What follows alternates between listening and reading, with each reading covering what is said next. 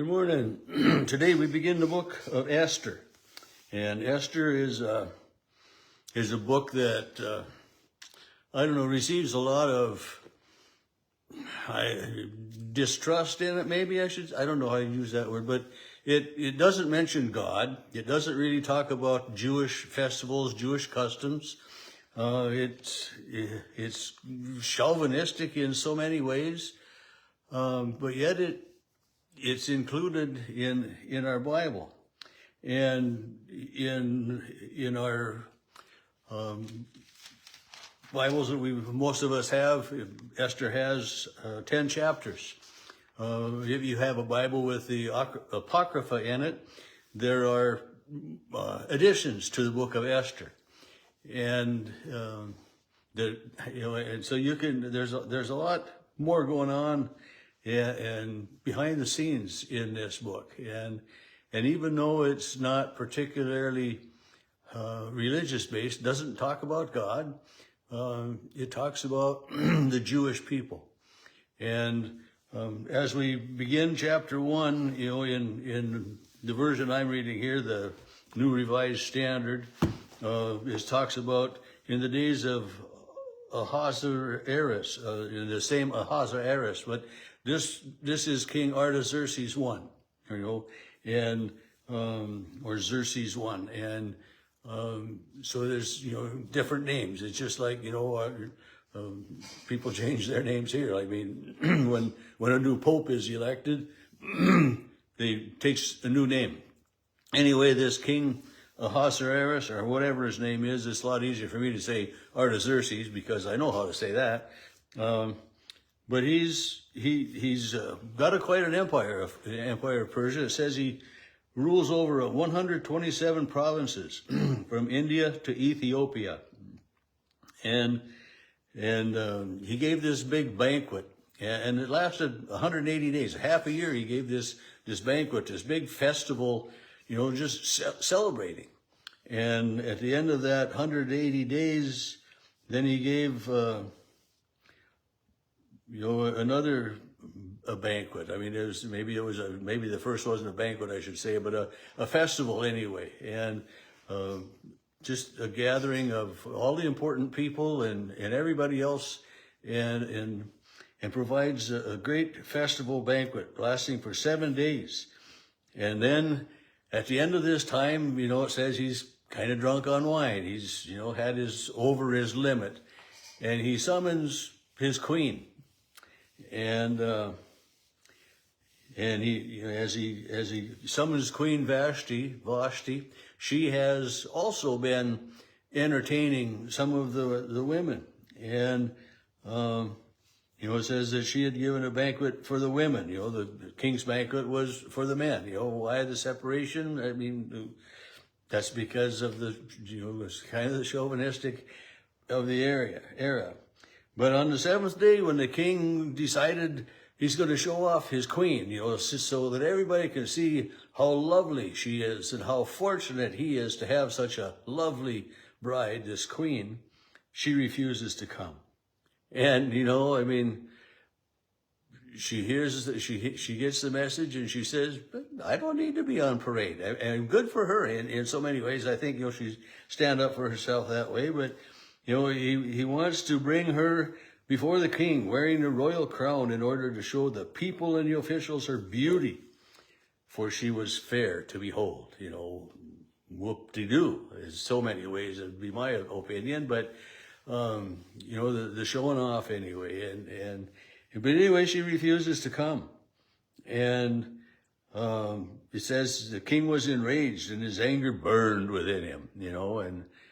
And kind of in a way it sounds like a spoiled brat to me, but he's the king, and he's used to saying something and boom, it happens. He's not used to having someone say no to him, especially the queen, especially in front of all of these people where he's going to be humiliated. So he consults with these, says he consults with the sages who knew the law, for this was the king's procedure, He would consult with those who knew the law and had wisdom. And, of course, a bunch of guys that are They name a bunch of them, 7 officials, and it says, according to the law, because she has not performed the command of King Artaxerxes, she's done wrong to the king, but also to all the officials and the peoples there. For this deed, the queen will be made known to all women, causing them to look with contempt upon their husbands. The queen is setting an example for women to stand up for themselves. And of course, the king and them, they can't have that. Women's rights, oh, heaven forbid. That tongue in cheek very much. I hope you know that. But, so they come with this command that King Artaxerxes should command that the queen can never again come into the king's presence. And what a stupid thing. But anyway, they figure this is going to be punishment, and it's going to teach a lesson to all these women so that they don't get ideas in their heads as well. And so because she had not come, she's banned to ever come into his presence again. And she is never again to come before King Artaxerxes and let the king give her royal position to another who is prettier than she is, than is better than she is. So the decree, the order went out from the king then to find this woman to replace Queen Vashti with another queen who is younger and prettier and all of these characteristics, And the search goes on. And here's when we hear about Esther. Verse chapter 2 starts, after these things happened, when the anger of the king had abated, he remembered Vashti and what she had done and what had been decreed, and, he remembered. Does that mean that he kind of regretted it? I don't know, but we can read that into it. But anyway, then the search begins. He says, let beautiful young virgins be sought for the king, and let the king appoint commissioners in all the provinces to gather all these beautiful young virgins. And of course, a lot of these young women were groomed, and it goes on. It says like the ones that are in that their cosmetic treatments would be given to them, and so they'll enhance their beauty and all of these things. And then we learn of Mordecai, who is the protector of this woman, Esther. And Esther is very fair in all things. And she pleased not only Mordecai, but she pleased the king. And we hear behind the lines, it says, Esther did not reveal her people or kindred, for Mordecai had charged her not to tell. So we get this, hidden message that Esther is a Jew. And this comes into big play later on in here. But it came to be Esther's turn to come before the king. And he is immediately infatuated with her and chooses to make her the queen. And it says, when the 7th year of his reign, the king loved Esther more than all the other women, and so that he set the royal crown on her head and made her queen instead of Vashti.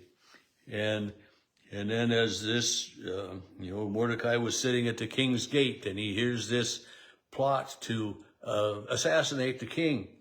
And so he says, verse 22, the matter came to the knowledge of Mordecai, and he told to Queen Esther, and Esther told the king in the name of Mordecai. And when it was investigated, it was found out that Mordecai had told the truth of hearing this plot.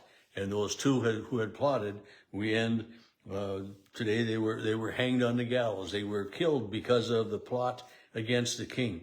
And so today we're introduced to the intrigue of Esther and Mordecai. And it's quite a story. It's one that, and you probably have read it before and know what it is. But when we see, it started out, with this chauvinistic king and all that going on. And so I can understand why the Jews and the Greeks and everybody has a little bit of little bit of hesitation for having the book of Esther in the Bible, but it's got a lot of good lessons for us, and we'll learn those in the upcoming days.